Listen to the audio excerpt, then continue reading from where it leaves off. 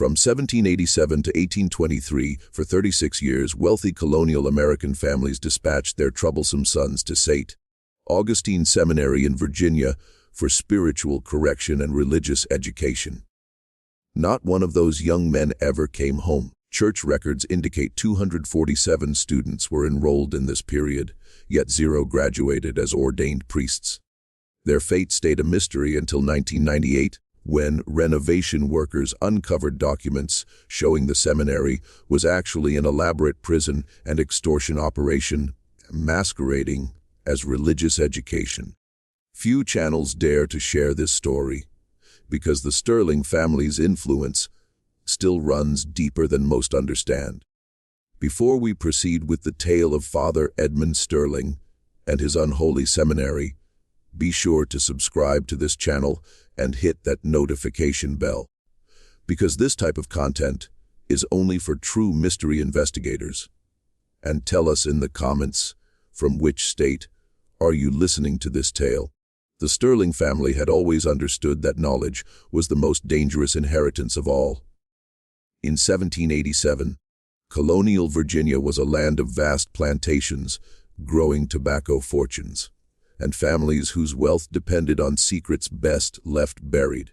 The Tidewater region, with its maze of rivers and isolated estates, offered the perfect cover for those who preferred their business conducted away from prying eyes. It was here in Henrico County that the Sterling family established themselves as pillars of both commerce and faith. Born in 1751, Edmund Sterling was the third son of a tobacco merchant who had made his fortune through methods polite society chose not to examine too closely.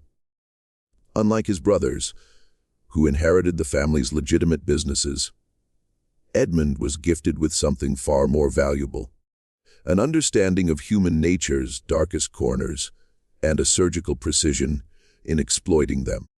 When he declared his intention to found a Catholic seminary in Protestant Virginia, his family saw it as an embarrassing religious fervor. They had no idea it would become the foundation of the most profitable criminal enterprise in colonial America. St. Augustine Seminary was constructed in 1786 on the 340 acres of dense woodland, far enough from Richmond to ensure privacy, yet close enough for wealthy families to visit their sons.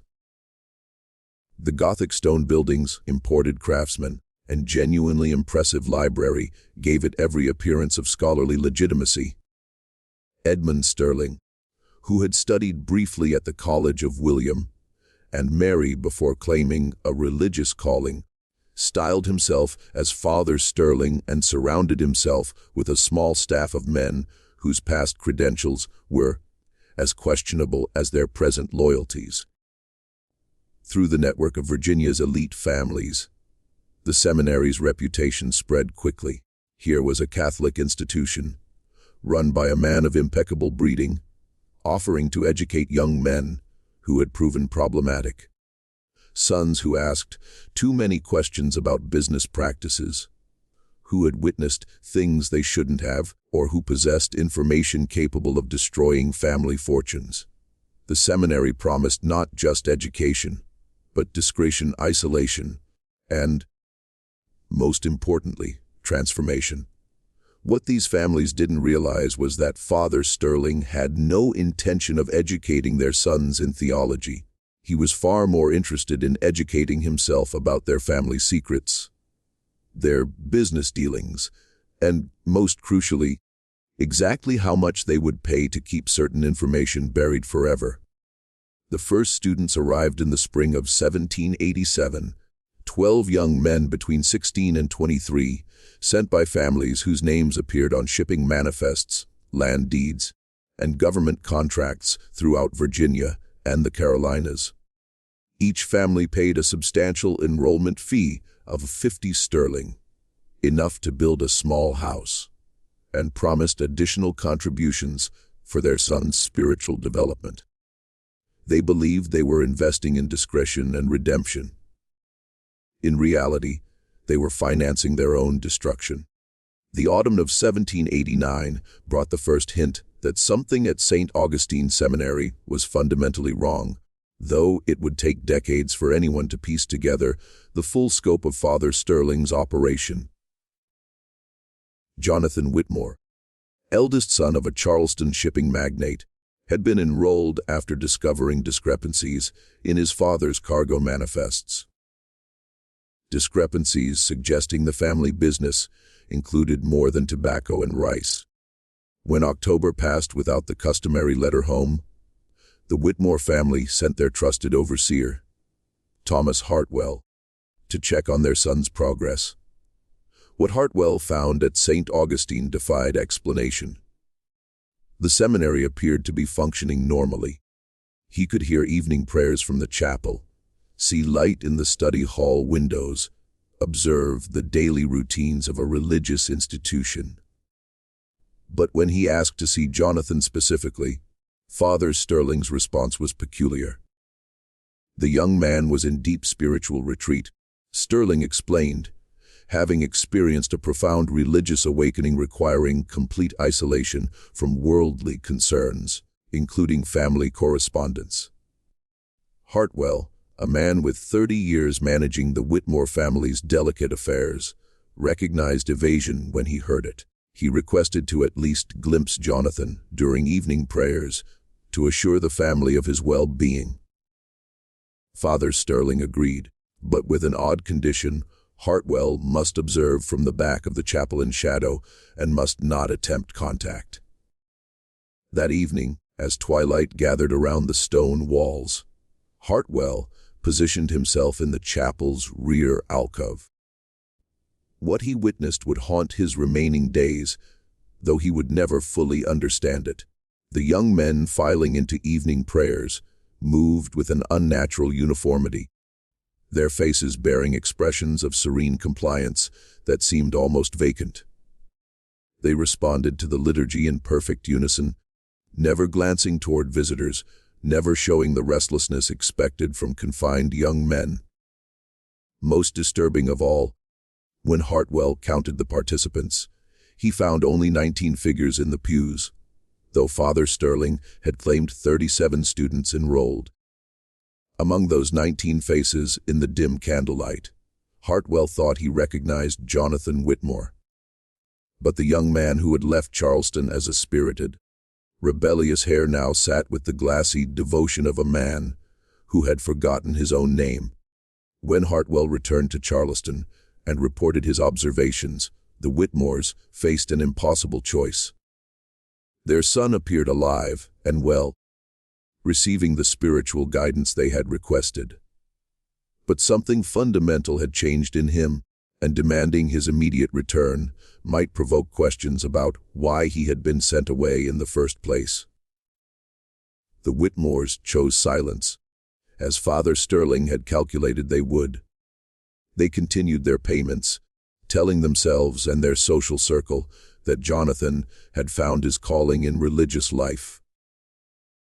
It was easier than confronting the alternative, that they had delivered their firstborn son into the hands of something far worse than the scandal they had sought to avoid.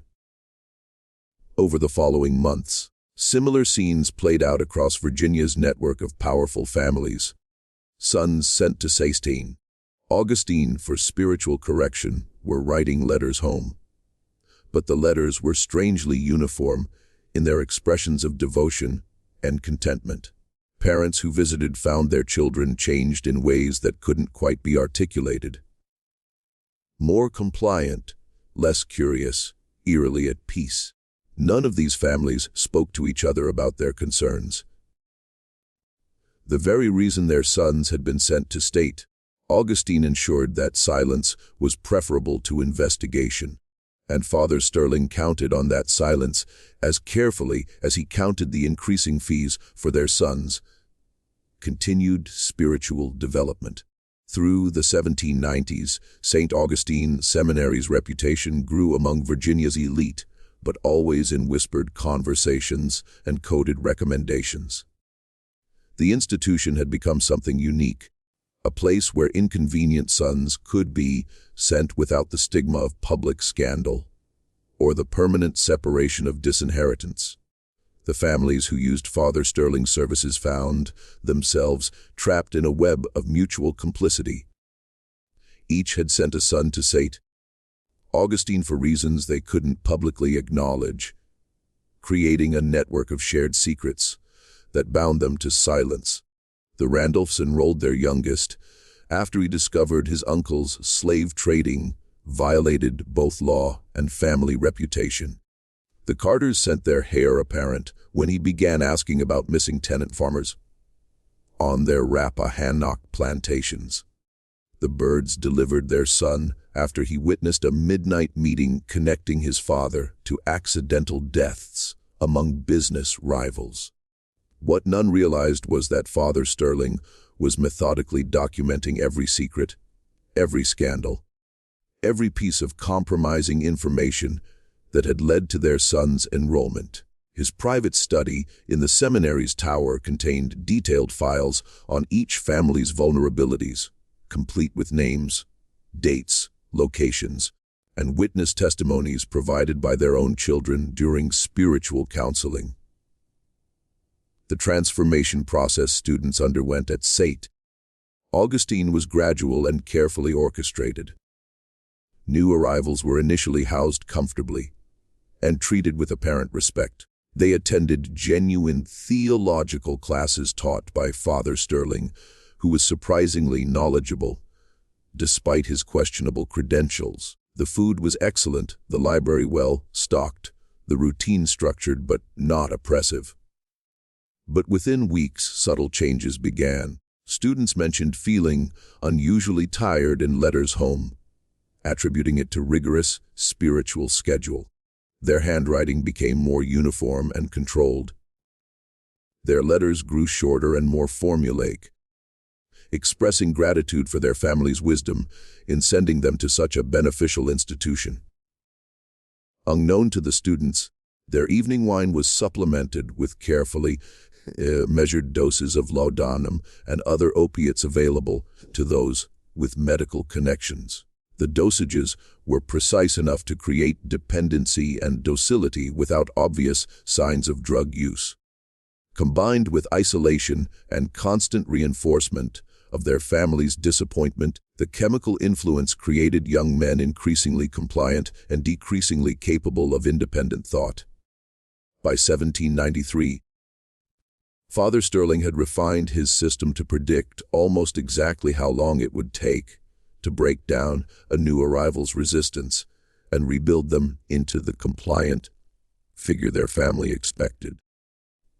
The process typically took 4 to 8 months, depending on the student's initial personality and the severity of the secrets they carried. But Sterling's true genius lay not in controlling the students, but in controlling their families.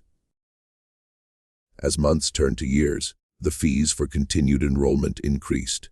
What started as an annual tuition of a 50 sterling escalated to hundreds, then thousands of pounds, justified by expanded spiritual programs and advanced theological studies. Families found themselves paying not just for their son's education, but for continued silence about family secrets extracted during early counseling sessions. When parents protested the costs or demanded their son's return, Father Sterling would gently remind them of conversations their children had shared during spiritual direction. Conversations about business practices, family histories, or witnessed events that could destroy reputations and fortunes.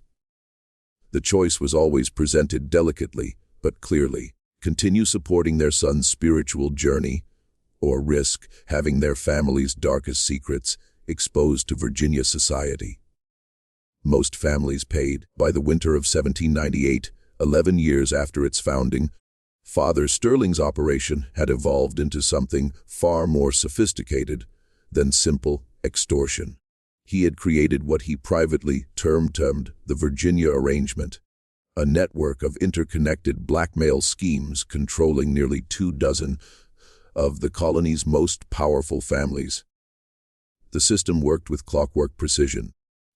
Students who had been at the seminary for several years were gradually moved from main dormitories to private quarters in the basement levels, ostensibly for advanced contemplative studies. These basement rooms, carved from natural limestone, were comfortable enough to avoid obvious signs of imprisonment, but secured in ways that made escape impossible. The students in these lower levels rarely appeared at public prayers anymore, as their spiritual advancement had supposedly progressed beyond communal worship. Meanwhile, new students continued to arrive regularly, maintaining the seminary's facade while providing fresh sources of family intelligence and additional revenue. Father Sterling had become expert at identifying which young men possessed the most dangerous knowledge about their family's affairs, and these individuals found their spiritual retreats became increasingly permanent. The transformation of Charles Randolph, enrolled in 1796, illustrated Sterling's evolving methods with chilling clarity. Charles had been sent after discovering his father's tobacco exports were being used to launder profits from illegal slave trading operations, violating both Virginia statutes and federal maritime law. Initially, Charles's letters home expressed the usual complaints about strict discipline and homesickness. But as months passed, his correspondence became increasingly supportive of his family's business practices, including explicit approval of trading arrangements he had previously condemned. When Thomas Jefferson Randolph, Charles's younger brother, visited in early 1799, he found Charles transformed into an articulate advocate for the family's commercial interests. Charles spoke knowledgeably about crop rotations, shipping schedules, and labor management to maximize profitability while minimizing legal exposure. His previous moral objections had apparently been resolved through intensive theological study of biblical slavery passages. But Thomas was more observant than most visitors. He noticed his brother's pupils were consistently dilated despite bright daylight. He observed Charles's hands shook slightly when not actively engaged in conversation. Most telling, when Thomas mentioned their childhood dog's name, Charles showed no recognition of a pet they had both adored for 7 years. These observations might have remained private, but Thomas Jefferson Randolph made a decision that would ultimately unravel Father Sterling's entire operation. Instead of confronting his family directly, he began his own investigation into St. Augustine Seminary's practices and history. Thomas was uniquely positioned. As a junior partner in the family's shipping business, he had access to commercial records, correspondence networks, and connections throughout Virginia and the Carolinas. More importantly, he had inherited his grandfather's meticulous record-keeping and his father's suspicious nature regarding financial arrangements that seemed too convenient. Over following months, Thomas traced financial relationships between St. Augustine Seminary and nearly 24 prominent families. He discovered tuition payments had escalated far beyond reasonable educational costs, with many families making additional donations for specialized services never clearly defined. He found shipping records indicating supplies delivered included unusual quantities of medical equipment, pharmaceutical materials, and construction materials more appropriate for prison construction than education. Most significantly, Thomas began tracking students who had supposedly graduated or left St. Augustine over its 11-year history. His discovery was deeply disturbing. While 247 young men had been enrolled, fewer than 24 had ever been documented as returning to their families or pursuing careers elsewhere. The vast majority seemed to have simply vanished from all public records after enrollment. This was when Thomas Jefferson Randolph realized his brother Charles might not be a victim of unusual religious indoctrination, but of something far more sinister. Thomas's investigation took a dangerous turn in spring 1799 when he discovered he wasn't the only person asking questions. Through his connections, he learned several other families had privately commissioned discreet inquiries, all reporting similar concerns about their sons' transformations and the seminary's ever-increasing financial demands. But these families were discovering what Thomas already suspected. Investigating Father Sterling meant risking exposure of the very secrets that had led them to send their sons away. Every inquiry opened doors most families preferred to keep locked forever. The breakthrough came when Thomas connected with Martha Henley, widow of a Williamsburg physician who died under suspicious circumstances in 1797. Dr. Henley had been one of few medical professionals willing to treat patients discreetly, asking no questions about unusual injuries. His patient records, which Martha had inherited, included several entries for consultations at St. Augustine Seminary. According to Dr. Henley's notes, Father Sterling had requested medical advice regarding long-term effects of opiate administration on young men, specifically seeking dosages that would create dependency without causing obvious physical deterioration. The records showed multiple visits between 1794 and 1796, during which he examined students showing signs of chronic drug administration, presented as suffering from spiritual melancholia or religious ecstasy. More disturbing were Dr. Henley's final entries regarding St. Augustine, dated just weeks before his sudden death. Officially ruled a heart attack. The physician had begun expressing concerns about ethical implications, noting several students appeared to be suffering from more than spiritual distress. His last entry. The Sterling arrangement represents a fundamental violation of both medical ethics and human dignity. When Thomas shared the records with Martha, she revealed her husband had been planning to report his concerns to colonial authorities before his unexpected death. She suspected his demise was connected to his growing moral objections, but lacked evidence or social standing to pursue an investigation. Together, Thomas and Martha began developing a strategy to expose the seminary's true nature, but under severe constraints. Any public revelation would destroy the families whose sons were imprisoned there, including Thomas's own. They needed to rescue the students without exposing the secrets that had led to their imprisonment. Their solution was elegant and dangerous. Thomas would use his shipping business to arrange an accidental discovery of the seminary's illegal activities by colonial authorities, while Martha would ensure medical evidence of the student's condition would be available to support legal action. But as they finalized plans, they made a chilling discovery that changed everything. Reviewing Dr. Henley's files one final time, Martha found a hidden compartment in her husband's medical bag containing documents revealing the true scope. The seminary wasn't just imprisoning sons and extorting families. It was systematically eliminating students who proved too resistant to chemical control or who retained too much dangerous knowledge. The documents included detailed anatomical drawings and medical notes describing what Dr. Henley termed staged accidents, designed to eliminate specific students while maintaining plausible deniability. The physician had apparently been coerced into providing medical expertise for murders disguised as accidental deaths, suicides, or natural causes related to spiritual afflictions.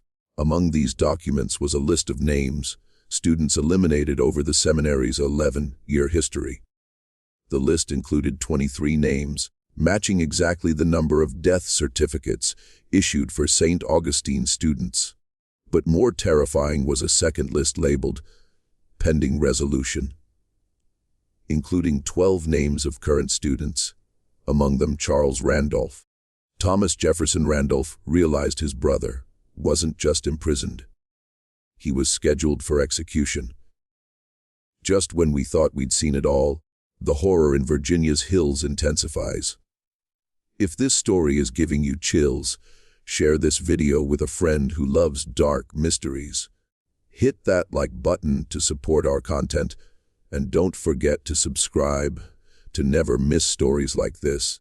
Let's discover together what happens next in this tale of human greed and corruption. The race to save Charles Randolph and the other condemned students had begun. But Thomas and Martha were about to discover Father Sterling had been anticipating their investigation all along. On the night of May 17, 1799, Thomas Jefferson Randolph and Martha Henley approached St. Augustine Seminary with a desperate plan to rescue the imprisoned student to Sterling could carry out his final solution. What they discovered in the limestone chambers beneath would haunt survivors' life and reveal the true scope of one of colonial America's most systematic criminal enterprises. The basement levels contained not just holding cells, but a fully equipped medical facility where Dr. Henley had been forced to participate in what Father Sterling called spiritual interventions. The pharmaceutical supplies were being used not just to control living students, but to stage convincing deaths for those who could no longer be safely maintained. Charles Randolph was found in the final stage of Sterling's elimination process, heavily sedated and showing signs of systematic poisoning designed to mimic consumption. According to medical charts, he was scheduled to die of respiratory failure within the week, his death to be reported as the tragic result of spiritual exhaustion and weak constitution. But Charles was not the most horrifying discovery. In a section of the basement that was Father Sterling's private study, they found detailed records of the entire Virginia arrangement spanning 12 years. The files contained comprehensive documentation of Sterling's systematic expansion throughout colonial society. The operation had grown far beyond extortion. Sterling had used intelligence gathered to manipulate business deals, political appointments, and legal proceedings throughout Virginia and neighboring colonies. He had documentation of slave trading violations, tax evasion, fraudulent land deals, and political corruption involving dozens of prominent families, judges, and officials. More chilling, Father Sterling had been selling information to British agents operating in the colonies, making St. Augustine a center for espionage against American interests. Fees from families had been supplemented by substantial payments from British intelligence, seeking compromising information on colonial leadership. The most devastating revelation was in Sterling's personal correspondence with British contacts.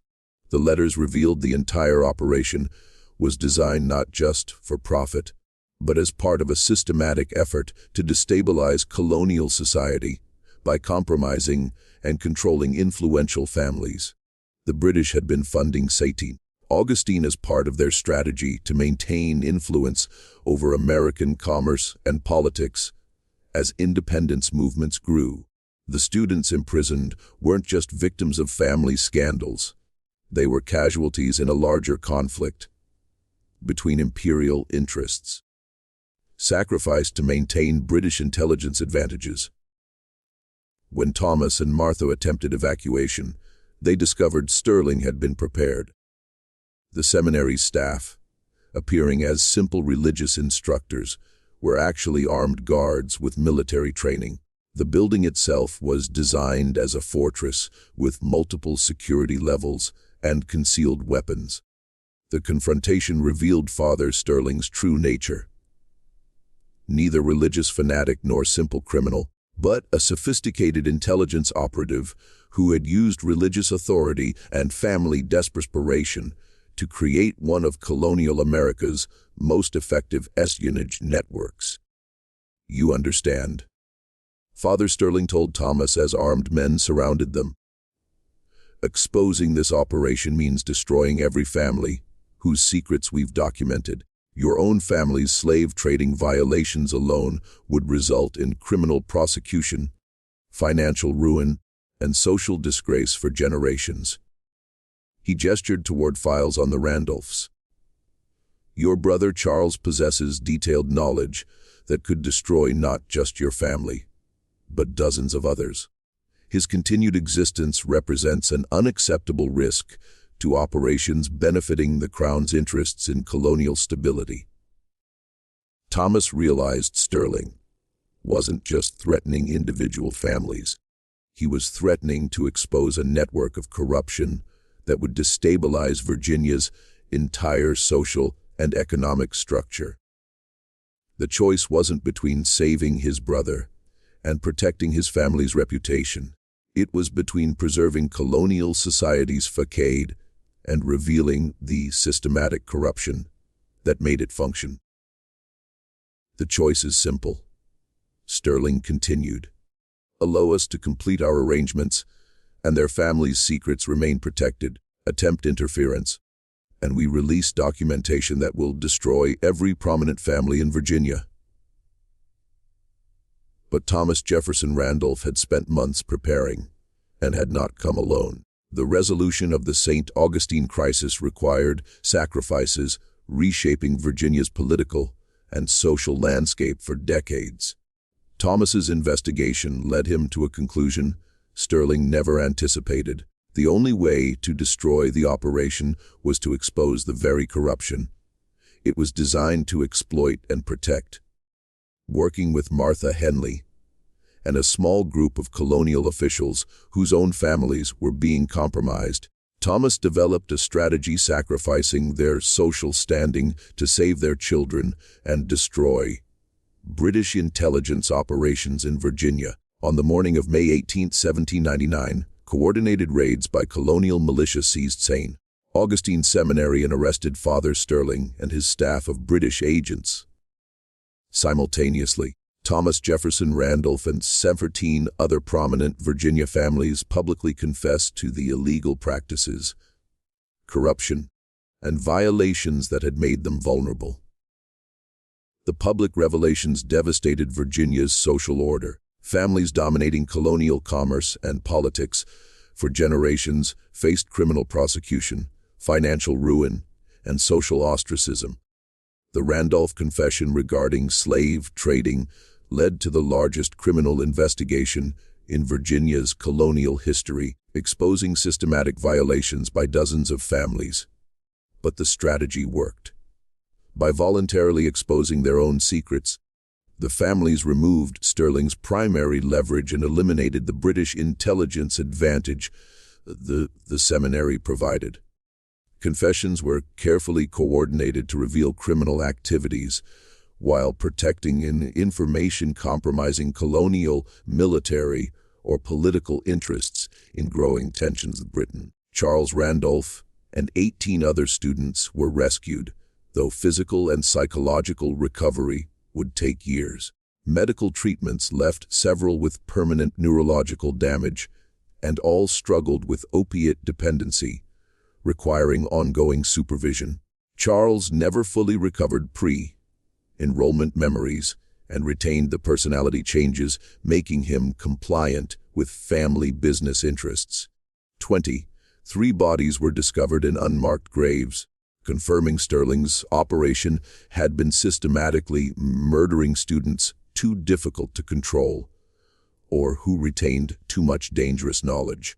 Victims included sons from prominent families, young men whose deaths had been explained as spiritual exhaustion, consumption, or other natural causes. Father Sterling himself disappeared during the raid. Despite extensive searches, neither he nor key associates were ever found, leading to speculation they escaped to British territory or were evacuated by handlers. Their fate persisted as a mystery for decades, fueling fears similar operations continued elsewhere. The exposure had consequences extending far beyond immediate families. Revelations about British intelligence operations in colonial society contributed to growing tensions, accelerating political movements leading to the War of 1812. Several compromised families became strong supporters of independence movements, seeking to prevent future foreign manipulation. More immediately, The scandal led to systematic reforms in Virginia's commercial and legal systems. New regulations prevented the kind of corruption, making Sterling's operation possible, and oversight systems monitored religious and educational institutions, receiving students from multiple families. Perhaps the most lasting impact was on how Virginia's elite raised children. The tragedy demonstrated family secrets could be turned into weapons, and protecting children sometimes required exposing the very scandals parents sought to hide. Thomas Jefferson Randolph never fully recovered from discovering his family's commercial success was built on systematic crime, and his brother sacrificed to protect it. Though Charles survived, the relationship between earlier chain twin brothers was forever changed by knowledge of what their family had been willing to sacrifice to maintain social position. The ruins of St. Augustine stood empty nearly 50 years, with locals reporting strange sounds and lights. When purchased for development in 1847, workers discovered additional underground chambers not found in the original investigation, along with documents suggesting Sterling's operation had been even larger and more systematic than understood. This mystery shows how the pursuit of respectability and financial success can corrupt even the most fundamental bonds of family loyalty and religious faith. When families become willing to sacrifice their own children to protect secrets, they create vulnerabilities exploitable by those who understand desperation makes people capable of almost anything. What do you think of this story? Do you believe everything was revealed about the Sterling family's operation? Or might other secrets still be hidden in Virginia's hills?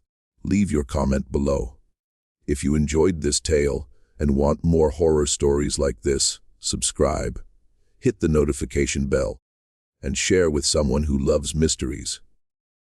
The darkness of human greed runs deeper than most realize, and only the bravest souls dare explore its depths.